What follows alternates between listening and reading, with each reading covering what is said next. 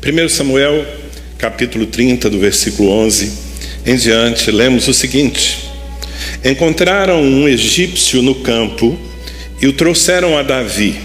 Deram-lhe água e comida, um pedaço de bolo de figos prensados e 2 bolos de uvas passas. Ele comeu e recobrou as forças, pois tinha ficado 3 dias e 3 noites sem comer e sem beber.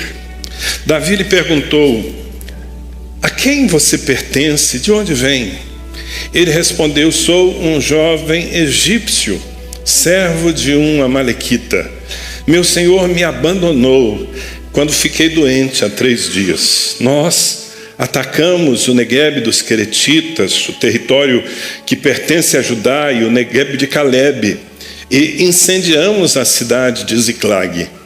Davi lhe perguntou: você pode levar-me até esse bando de invasores? Ele respondeu: jura diante de Deus que não me matarás, nem me entregarás nas mãos de meu senhor, e te levarei a eles.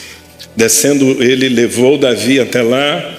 Os amalequitas estavam espalhados pela região, comendo e bebendo e festejando os muitos bens que haviam tomado da terra dos filisteus e de Judá. Davi os atacou no dia seguinte, desde o amanhecer até a tarde, e nenhum deles escapou, com exceção de 400 jovens que montaram em camelos e fugiram. Você está do lado certo da vida? Quantos aqui entendem que estão do lado certo da vida? Talvez fazendo a pergunta assim, ela não faça muito sentido, mas a verdade é que todos nós nascemos do lado errado. A Bíblia diz que todos os homens pecaram e foram destituídos da glória de Deus. E espiritualmente falando, só existem 2 ambientes onde nós possamos viver. Ou estamos debaixo do jugo do império das trevas, ou estamos debaixo do senhorio de Jesus Cristo, vivendo no seu reino. Esse é o lado certo. Mas a verdade é que a maioria absoluta das pessoas vive debaixo de um cativeiro, sem nem mesmo perceberem que há um domínio espiritual sobre suas vidas. E assim permanecem até morrerem. E nós sabemos que a morte não termina nada. A morte só potencializa tudo aquilo que nós vivemos nessa terra. Então, ao ler essa passagem, na verdade eu quero tomar o exemplo desse jovem egípcio que foi encontrado pelo exército de Davi, morrendo à beira do caminho, para mostrar nele como vivem aqueles que ainda não descobriram a graça de Deus, que ainda não foram alcançados pelo Evangelho. Antes eu preciso dar para você que não conhece essa passagem bíblica o contexto. Davi e o seu exército haviam chegado de muitas demandas, e quando chegaram à cidade de Ziclag, onde viviam, encontraram a cidade destruída. Um bando de amalequitas havia passado por ali, roubado os bens valiosos, destruído as casas, queimado tudo a fogo. E pior ainda, haviam levado as famílias desses homens. A família de Davi fora levada como refém. E quando esses homens valentes, homens de guerra, encontram um cenário de tanta devastação e, acima de tudo, as suas famílias ausentes, eles entram em desespero. Se você ler o capítulo, você vai ver esses homens chorando até perderem as forças. Mas eles tinham que tomar uma decisão: se entregariam ali ao desespero, ou se fariam o que fosse possível para recuperar pelo menos as suas famílias. Então, eles decidem que vão seguir e vão buscar pistas de para onde aquele bando havia se dirigido.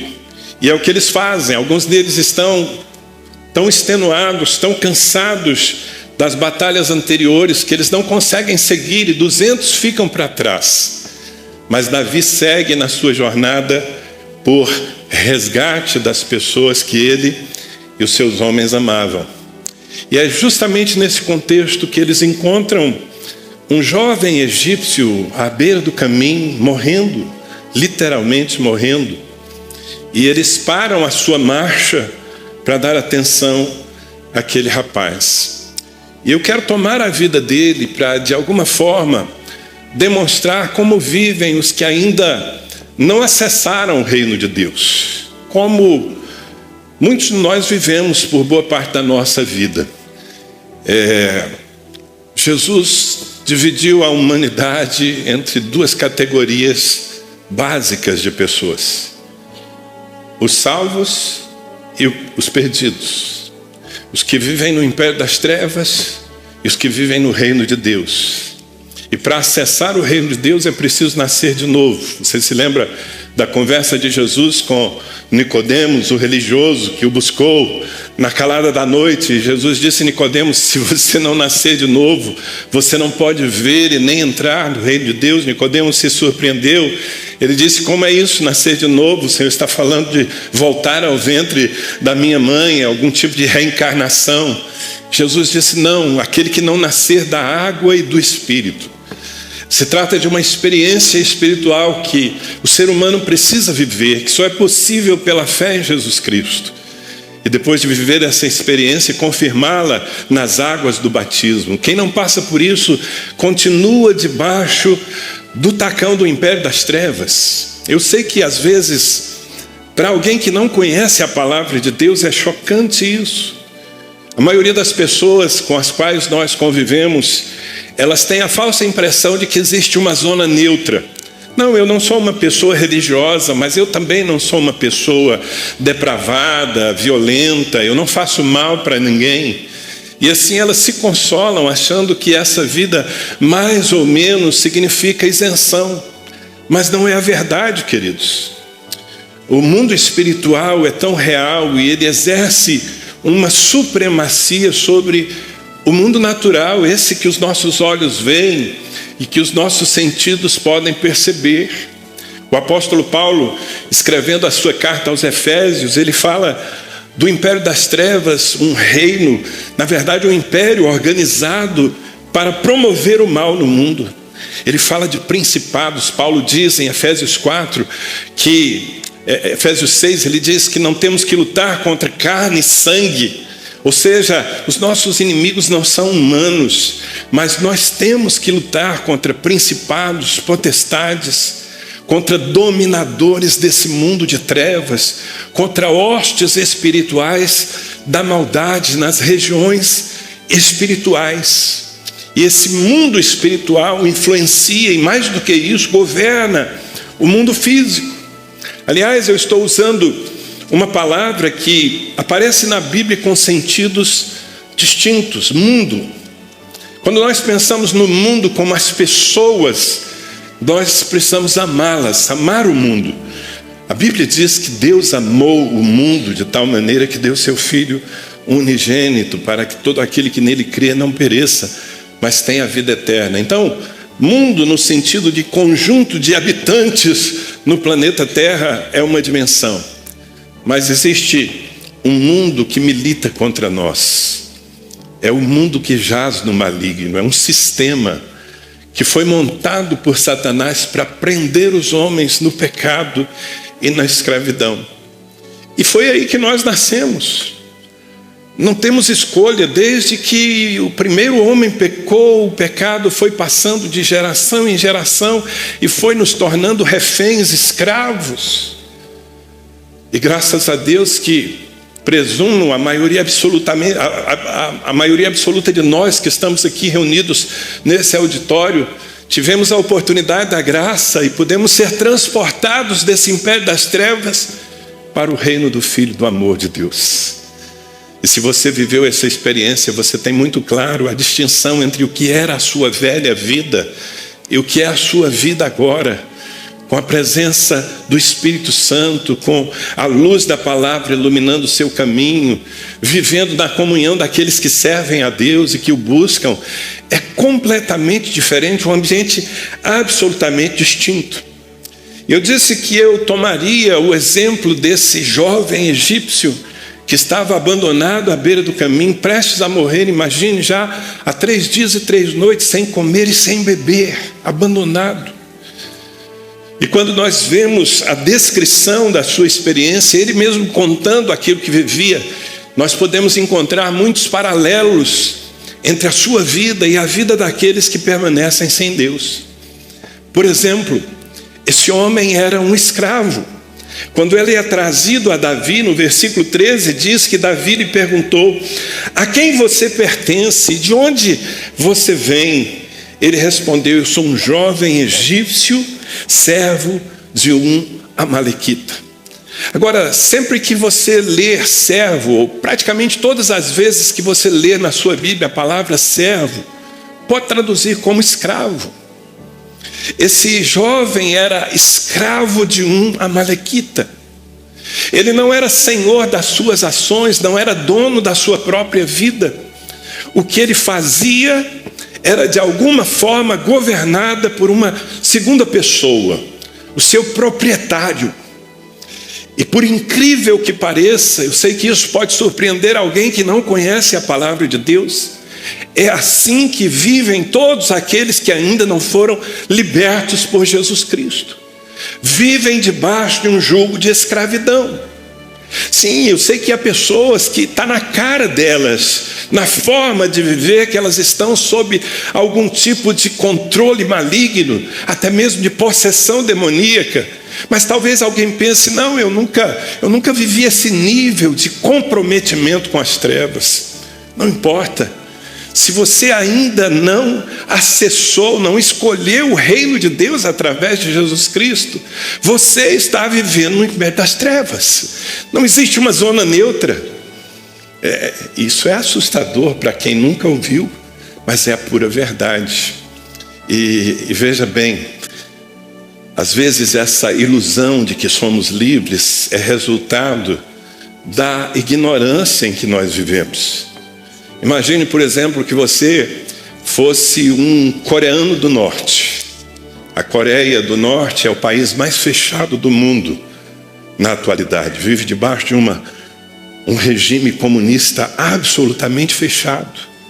Os cidadãos, se assim podem ser chamados, da Coreia do Norte, eles não têm acesso à internet, eles não sabem o que existe fora da Coreia, apenas aquilo que o governo lhes permite conhecer.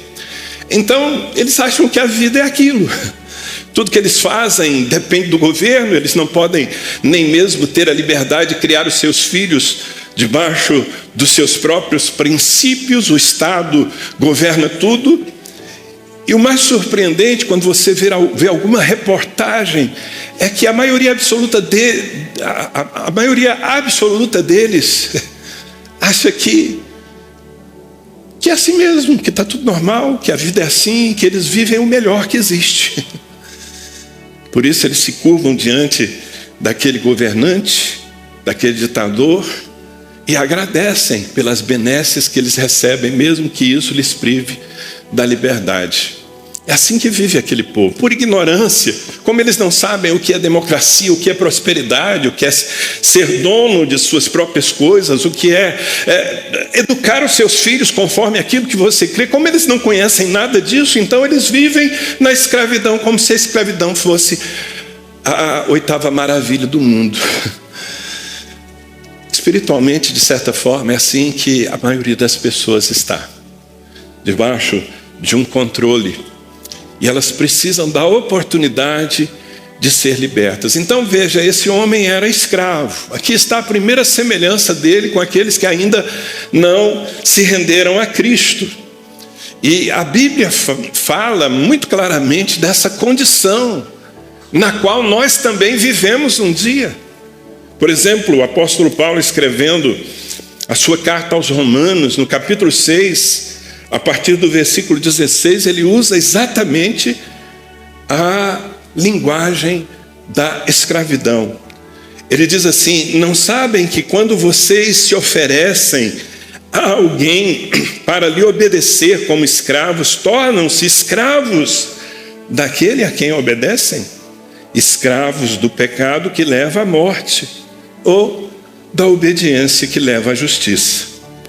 Mas graças a Deus, porque embora vocês tenham sido escravos do pecado, passaram a obedecer de coração à forma de ensino, a doutrina que lhes foi transmitida. Vocês foram libertos do pecado e tornaram-se escravos da justiça. Falo isso em termos humanos por causa das suas limitações humanas. Assim como vocês ofereceram os membros do seu corpo em escravidão à impureza e à maldade que leva à maldade, ofereçam-nos agora em escravidão à justiça que leva à santidade. No versículo 20, Paulo diz: quando vocês eram escravos do pecado, estavam livres da justiça. Que fruto colheram, então, das coisas das quais agora vocês se envergonham? Ele está perguntando: valeu a pena viver assim? O fim delas é a morte. Mas agora que vocês foram libertos do pecado e se tornaram servos, escravos de Deus, o fruto que colhem leva à santidade e o seu fim é a vida eterna. Pois o salário do pecado é a morte, mas o dom gratuito de Deus é a vida eterna em Cristo Jesus, nosso Senhor. Que texto rico! E o que ele está dizendo é exatamente o que a maioria de nós viveu. Por um tempo fomos presos, dominados, conduzidos, manipulados por Satanás através do pecado. Quando, porém, a graça se manifestou através do Evangelho, nós tivemos a oportunidade de mudar de lado. E aí nós dissemos sim à bondade de Deus e fomos libertos daquela vida que nos conduziria à morte eterna, ao banimento da presença de Deus. Mas reconheçamos, irmãos, fomos escravos do pecado por uma boa parte da nossa vida. Portanto, esse homem se assemelha com todos nós, com todos os habitantes desse planeta, porque ele era escravo. Mas há mais aqui que me chama a atenção. Ele conta no versículo 14, ele diz a Davi: nós atacamos o Negueb dos Queretitas, o território que pertence a Judá, e o Negueb de Caleb, e incendiamos a cidade de Ziclag. Ele está contando aquilo que ele fez enquanto escravo. Ele está dando testemunho da sua dedicação à coisa errada. Veja, eu não sei se por convicção ou por falta de poder de escolha, ele vinha participando de todas as batalhas que os amalequitas faziam para conquistar o território alheio. Inclusive, ele fora um dos que haviam incendiado a cidade onde estavam as famílias de Davi e dos seus valentes. O que eu vejo aqui?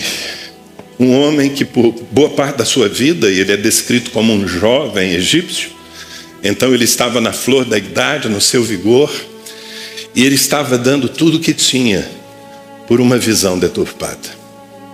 E não é assim que vivem as pessoas, muita gente que nós conhecemos.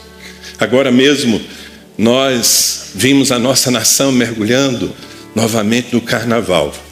Alguns querem tratar apenas como folclore, uma festa de alegria, para o brasileiro que sofre tanto extravasar um pouco.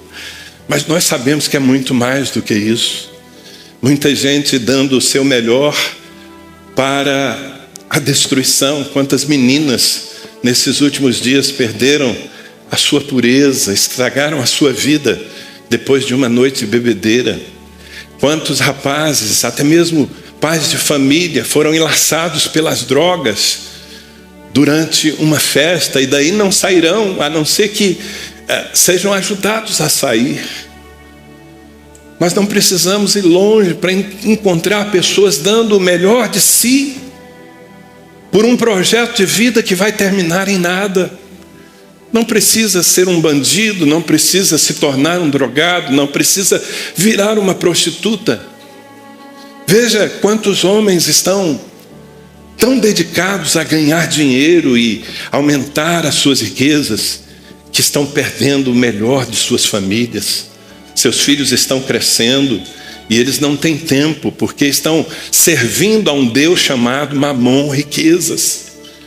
E daqui a pouco talvez terão as contas bancárias abarrotadas de grana, mas olharão para dentro das suas casas, encontrarão um vazio total, seus casamentos destruídos, dando o melhor de si por algo que não vale a pena. Não foi assim que nós vivemos um tempo, irmãos? Esse jovem, e talvez fosse isso que mais doía no seu coração, Eu dei o meu melhor, eu participei de batalhas, eu arrisquei a minha vida por certas causas, e agora eu estou aqui jogado à beira de um caminho. As pessoas às quais eu servi me descartaram, e aqui nós temos o choque de realidade. Porque você pode viver na ilusão, e eu acredito que esse moço, embora ele fosse escravo de um amalequita, ele desfrutava de certos privilégios depois de uma conquista. Por exemplo, nós lemos no texto que quando Davi finalmente encontrou aquele bando, eles estavam se regalando com aquilo que haviam tomado dos povos aos quais tinham atacado, não é? Estavam bebendo e comendo. E talvez esse moço um dia tenha se iludido dizendo: uau, olha quanta coisa nós tiramos da cidade de Ziglag, temos riquezas e comida e bebida, e ele tenha desfrutado disso por um tempo. Pode parecer antagônico, mas é possível que ele tenha se sentido em algum momento da vida um escravo conquistador. Como se fosse possível, né? Mas nós também em alguns momentos nos sentimos assim, achávamos que estávamos com a bola toda, vivendo felizes, dando à nossa carne tudo aquilo que ela queria, e achando que aquela felicidade não iria terminar nunca. Só que todo mundo em algum momento vive um choque de realidade. Esse rapaz aqui viveu o seu choque de realidade quando ele adoeceu. Ele conta que há 3 dias daquele encontro com Davi e seus homens, ele havia adoecido. E porque ficara doente, e tudo indica que ele estava gravemente doente, ele foi abandonado, foi deixado para trás. O bando seguiu sua vida, o mundo segue a sua vida, e nós ficamos feridos, adoecidos. Foi assim que Deus achou muitos dos que estão aqui nessa noite, abandonados à beira do caminho, tendo perdido sua alegria, culpados, muitas vezes encantoados pela vida, sem saber para onde ir. Porque é assim que acontece. Uma hora a desilusão, ela conquista o nosso coração. Uma hora nós percebemos que não vale a pena viver sem Deus. É por isso que a palavra do Senhor diz em Eclesiastes, capítulo 12, Salomão, cheio de sabedoria, escreveu esse versículo, versículo 1. Lembre-se do seu Criador nos dias da sua juventude, antes que venham os dias difíceis e se aproximem os anos em que você dirá: não tenho satisfação neles. Sabe, antes que você seja confrontado pela desilusão dessa vida sem propósito. Esse rapaz estava ali, abandonado. E aqui vem uma outra característica da vida daqueles que andam sem Deus, que estão do lado errado. Eles são descartados. É isso que Satanás faz, às vezes usando sistemas, às vezes usando pessoas. Ele suga tudo que nós temos, a nossa energia, os nossos dons, os nossos talentos, e depois ele nos abandona à beira do caminho. É assim que nós encontramos muitas pessoas. Esse moço disse no versículo 13: meu Senhor me abandonou quando fiquei doente há 3 dias. Eu era um objeto descartável. Enquanto eu podia dar algum tipo de lucro para ele, ele cuidou de mim. Mas eu adoeci. E doente eu não poderia servi-lo. Então ele me deixou para trás. E eu estava aqui morrendo quando vocês me encontraram. Digam comigo, não é uma figura, uma descrição muito assim, direta da vida de grande parte das pessoas que está vivendo à nossa volta, talvez uma descrição de parte da nossa vida no passado? Bem, esse moço morreria ali. Ele já estava há 3 dias e 3 noites sem comer e sem beber. Você sabe que o organismo humano não consegue passar muito tempo sem água. Ele estava ali abandonado. Não fosse encontrado e cuidado por Davi e seus homens, ele morreria sim. Isso deveria nos assustar, irmãos, porque Quanta gente não está passando dessa vida? Quanta gente não está morrendo porque foi abandonada à margem e não tem uma oportunidade de rever o seu caminho. É por isso que Tiago escreveu, Tiago capítulo 5, versículo 20: sabei que aquele que converte o pecador do seu caminho errado salvará da morte a alma dele e cobrirá multidão de pecados. Aqui entramos nós, queridos. Nós precisamos ser os agentes da graça na vida das pessoas. Nós precisamos ser o espelho da graça de Deus que reflete sobre aquele que está perdido, que está abandonado, que está definhando. E é interessante porque, veja, Davi e os seus valentes, os seus homens, o seu exército, vamos chamar assim, eles estavam numa missão. E era uma missão prioritária, eles precisavam encontrar suas famílias, ou seja, estavam vivendo suas próprias crises, seus próprios dramas. Imagine você, homem, chegar em casa e não encontrar os seus filhos, não encontrar a sua mulher, saber que eles foram levados por bandidos, e aí você sai numa busca louca por encontrá-los e resgatá-los, pois é nessa busca que eles encontram o egípcio. E o que é surpreendente, eles param para salvá-lo. Eles param para salvá-lo. E isso deveria refletir sobre nós, igreja, o Espírito que está em Jesus Cristo. A Bíblia diz: tende em vós, o apóstolo Paulo escrevendo aos Filipenses, ele disse: tende em vós o mesmo sentimento que houve também em Cristo Jesus, o qual, subsistindo na forma de Deus, ele não teve por usurpação ser igual a Deus, ou seja, ele não se aferrou a isso, mas ele deixou a sua glória. Ele desceu a essa terra, ele se fez homem, ele se fez servo, ele foi obediente até a morte, porque ele viu cada um de nós na nossa perdição, na nossa tragédia, e ele decidiu então fazer alguma coisa para nos resgatar. E a coisa que Cristo fez pode ser definida como a cruz do Calvário. Ele morreu em nosso lugar.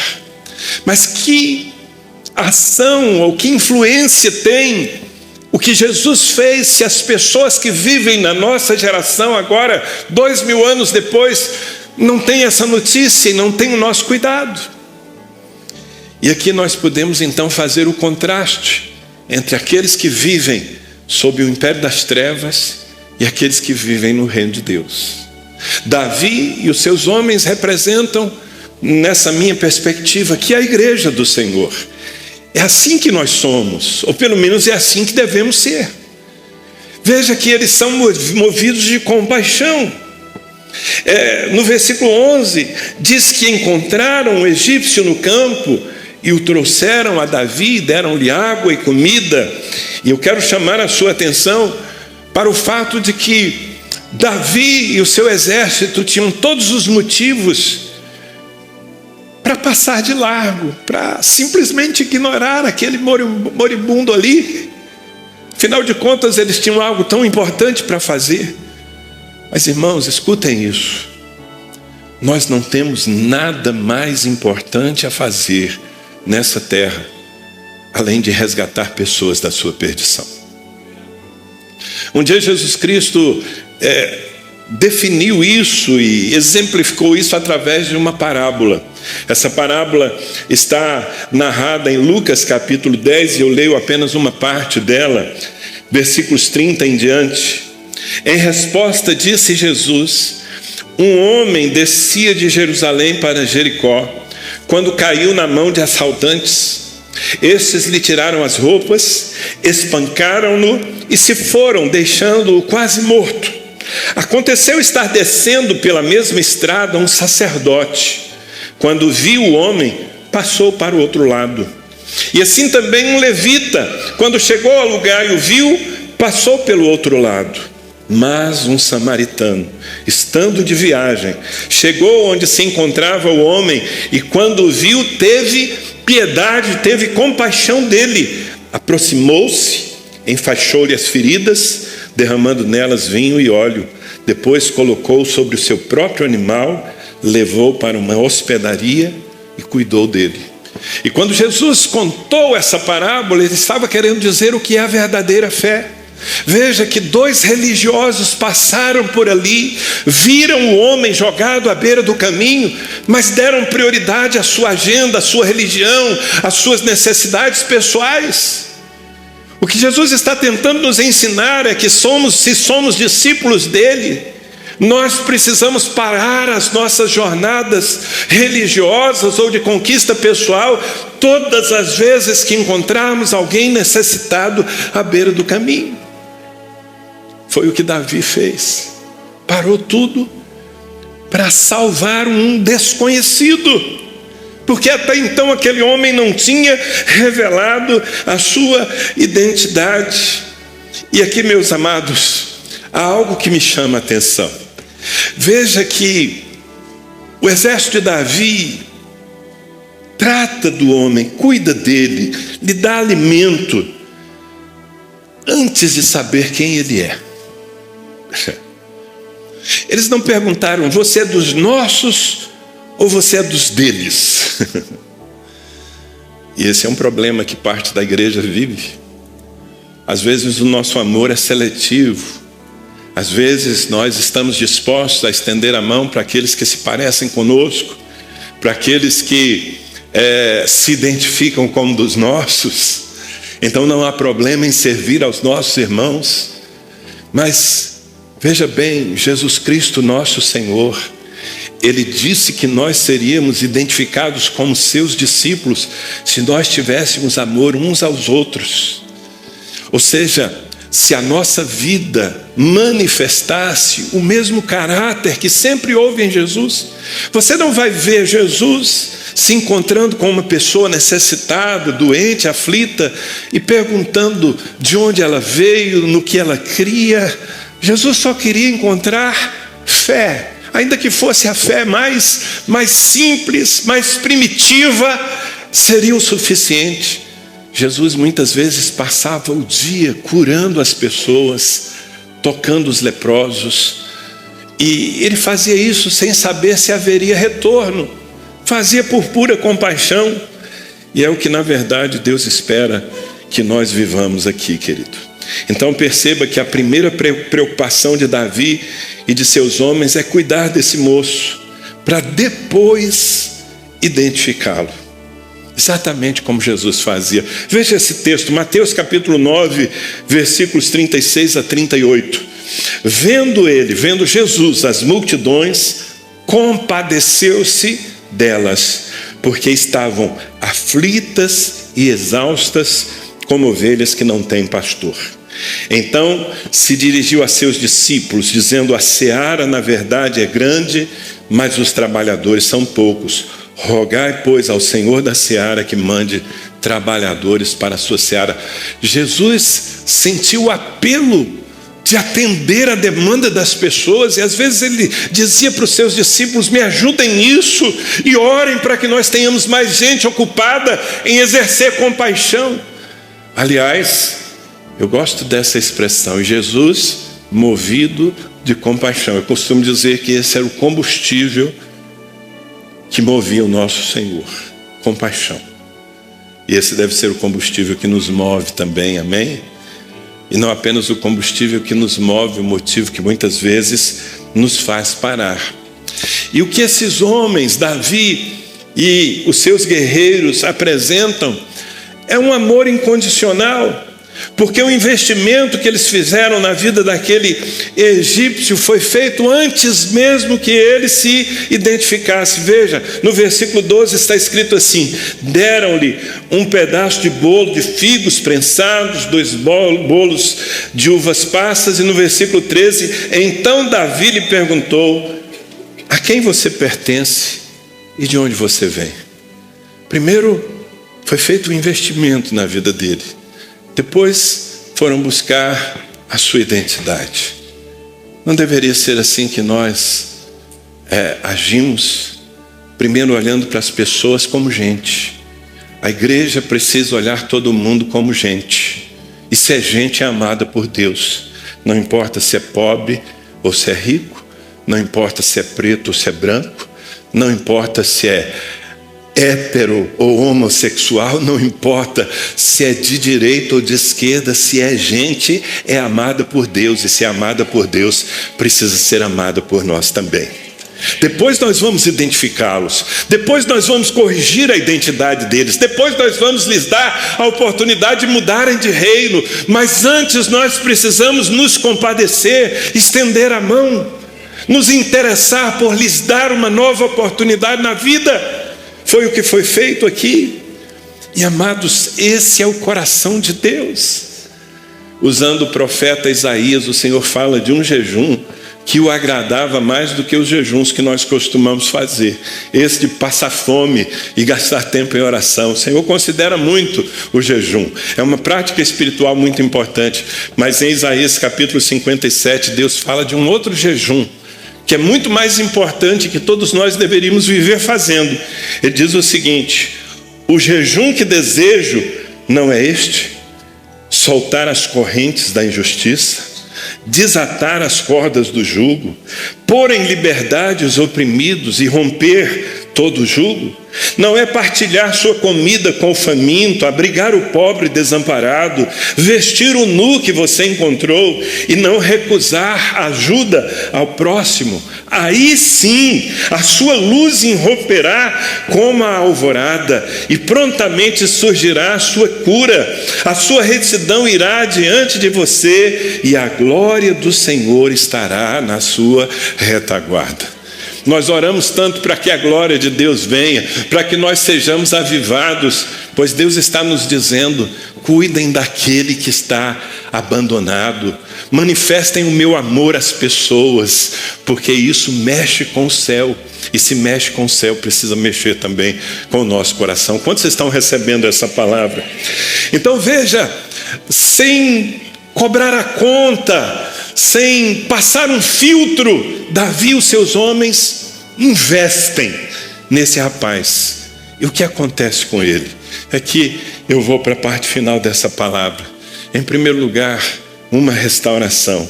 Olha o que está escrito no versículo 12: deram-lhe um pedaço de bolo de figos prensados e 2 bolos de uvas passas. Ele comeu e recobrou as forças. Ele comeu e recobrou as forças.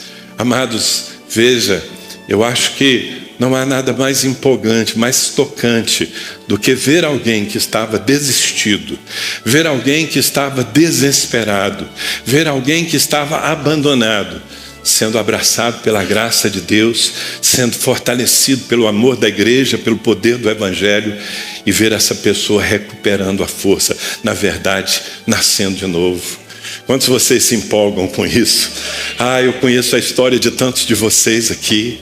Um dia vocês foram jogados à margem, abandonados, homens que haviam destruído suas vidas, suas famílias, que estavam presos no vício, na desonestidade, na mentira, no adultério, mulheres que estavam escravas do seu próprio temperamento, já haviam destruído suas próprias casas, e de repente chega alguém com o evangelho. Chega alguém com o evangelho prático, não apenas a pregação, mas a mão estendida, o amor compartilhado. E essa pessoa então começa a recobrar as forças, ela começa a acreditar de novo na vida. Eu tenho certeza que se eu franqueasse aqui a oportunidade para que alguns de vocês contassem a sua história, como vocês chegaram aqui na casa de Deus e como passaram a viver desde então, todos nós nos alegraríamos com esses testemunhos. Aliás, você deve dá-los sempre que tiver a oportunidade, porque se há uma coisa poderosa é você dizer: eu fui assim, mas a partir do momento em que Jesus entrou na minha vida, a partir do momento em que alguém investiu o seu amor em mim, eu nasci de novo, eu recebi uma nova natureza. Um dia Jesus curou um rapaz, ele não conhecia muito de Jesus, na verdade até então não sabia nem mesmo o seu nome, e quando os religiosos vieram confrontá-lo, o testemunho daquele moço foi: olha, eu não sei o nome dele, eu só sei de uma coisa: eu era cego, E agora eu vejo. Eu vivi uma vida desgraçada e o Senhor Jesus mudou. Agora eu posso viver uma vida de vitória. E é isso que o Evangelho faz quando há alguém disposto a parar a sua marcha para servi-lo a uma pessoa necessitada. Restauração. Mas não apenas restauração.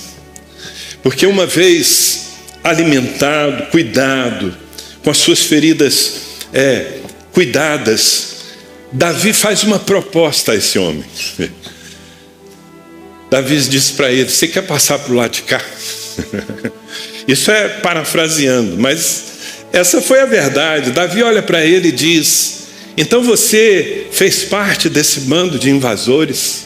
Você sabe onde eles estão? Você poderia nos levar até eles? Você quer mudar de reino? Você quer ser liberto? E mais do que isso, você quer ser usado por Deus?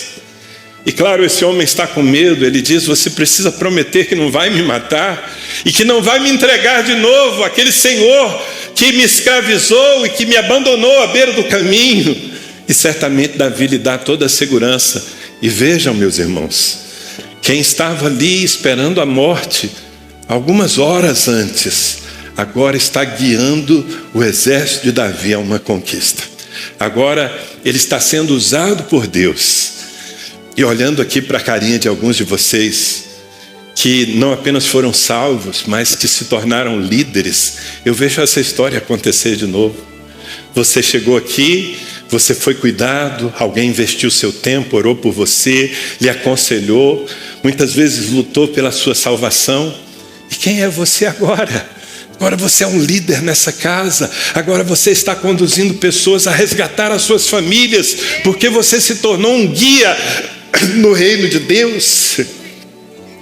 Somente a graça pode fazer isso. E na verdade, essa é a história que o Senhor quer fazer com cada um de nós. A maioria dos que estão aqui já foram resgatados, já nasceram de novo, já foram transportados do império das trevas para o reino de Cristo. Mas você já está servindo no ministério, você já está guiando pessoas a uma vida de conquistas. Isso é o plano de Deus para você.